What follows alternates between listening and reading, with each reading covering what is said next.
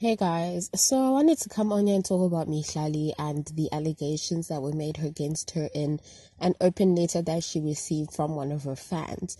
So the fan went on to accuse Mihlali of dating Duduzile Zuma's ex-husband, and apparently he's the one that funds her lavish lifestyle and even paid for her butt augmentation. So when it comes to those allegations, I don't really know Mihlali personally, so I can't really say yes, she is dating that guy or no, she's not.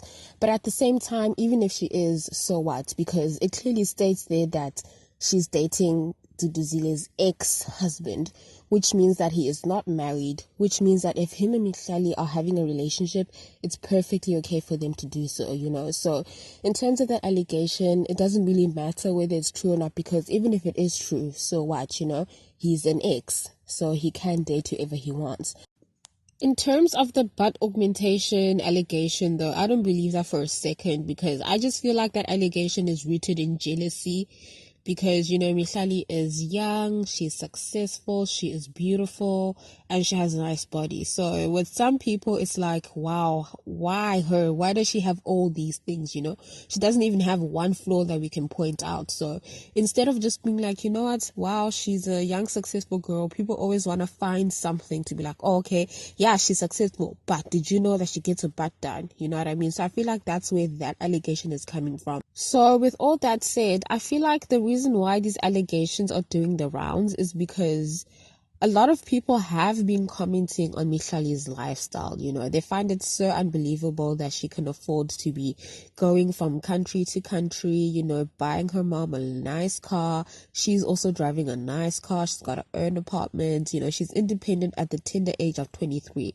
So a lot of people have been making allegations as to where the money comes from in order for her to fund her lifestyle, you know. I remember I was once on her Instagram live, and one of the viewers commented that, oh, I used to like you, but I was disappointed when I found out that you date married men to fund your lifestyle. So this is something that has been doing the rounds a lot, especially when it comes to Mihlali and Blesses. You know, it's so easy for people to want to believe that rumor. With all of that said, however, people seem to forget that Mihlali is not just some pretty girl who posts pictures on Instagram. She's actually managed to turn herself into a businesswoman, as she has deals with Woolworths, Johnson's and Johnson's, and Revlon. You know, she has her own masterclass, and she also gets paid to post on Instagram. I remember there was an article doing the rounds that said that she's the highest paid influencer in South Africa and earns 20,000 Rand per promoted post. So she is a girl who works, and also she does post on Instagram about receiving things from different companies. You know, like some companies will send her handbags, shoes, different products, and this and that to promote. So she is a businesswoman. She's not just some girl who posts pictures on Instagram. So I don't get why people don't believe that she's able to maintain her lavish lifestyle.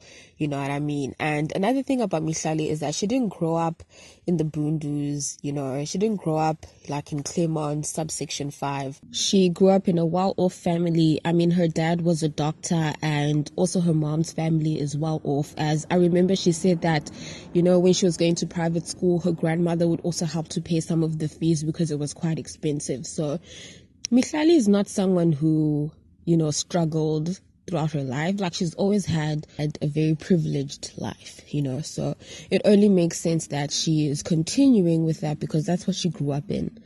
And lastly, who do they expect Mihlali to date? Do they want her to date a garden boy or some varsity kid? No, she's above that, you know. She has a lifestyle that she can maintain, so she obviously needs a partner who's on that same level or higher. So it's okay for her to date rich men, you know. It's not like she's a struggling girl, you know what I mean? Like, it's different when you're a girl who can't even buy herself airtime and you're going after rich men. That's completely different, you know.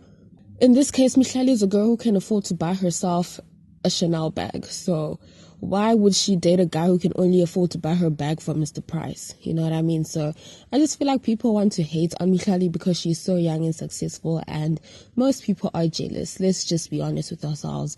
Most of these allegations about Mihlali dating old married men comes from jealousy because they just don't understand how the hell she's doing it at a young age. So anyway, guys, what do you think about this whole story? Please share your comments down below. Thank you.